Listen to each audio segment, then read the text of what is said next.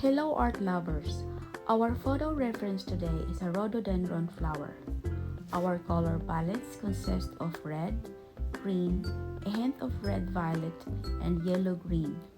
The focal point color of our painting is red.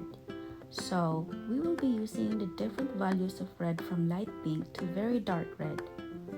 Most of the time, I use a wet on wet technique when painting large petals, and I outline the edge with a thin dark color of the flower color, then work the color to the middle.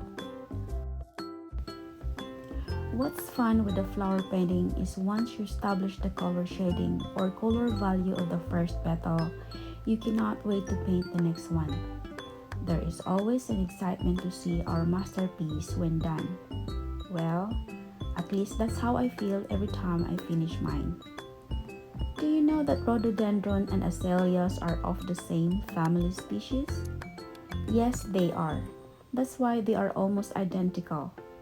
Their obvious difference is their leaves.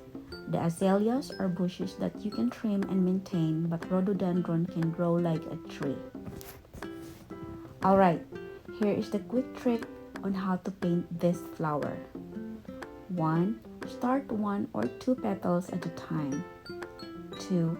Apply clear water first to your petal. 3. Outline the edge of the petal with dark red, then work in the middle with a very light color.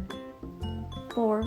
Work on your color value, and when the paper is still slightly wet, put those spots and layer it later when dry.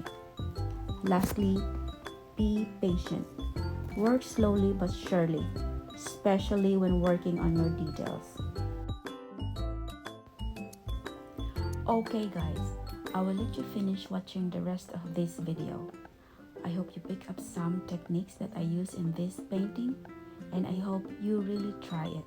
It's really easy. I'm Jelly Storms. Thank you for watching. Enjoy!